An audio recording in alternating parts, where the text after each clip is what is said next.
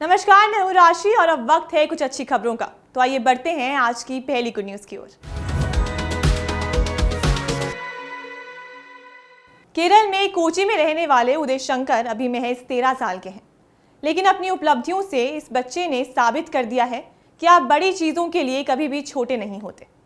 Nalanda public school थमन्नम में कक्षा 8 के छात्र उदय शंकर एक startup Urav advanced learning system private limited के चीफ टेक्नोलॉजी ऑफिसर हैं। साल 2020 में अपने पिता की मदद से उन्होंने स्टार्टअप की स्थापना की और इसके सीटीओ के रूप में काम करने लगे।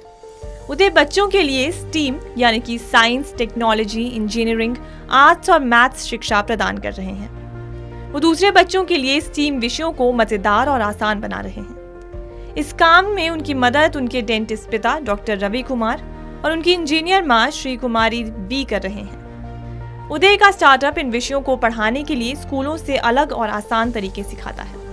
उदय ने इस काम की शुरुआत 7 साल की उम्र में की थी।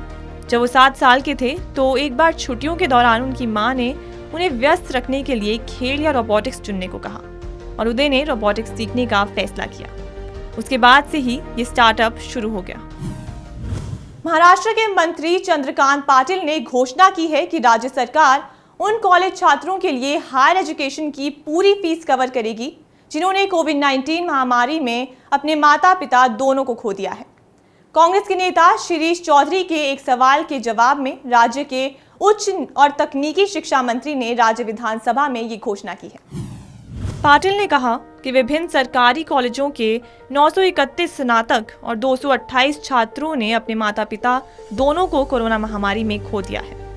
सरकार उनके पूरे कोर्स की फीस का भुगतान करेगी। उन्होंने कहा कि इस विकल्प से राज्य के खजाने को प्रति वर्ष 2 करोड़ रुपए से अधिक खर्च आएगा। बता दें कि कोरोना महामारी की दूसरी लहर में बड़ी संख्या में बच्चों ने अपने माता पिता को खो दिया था।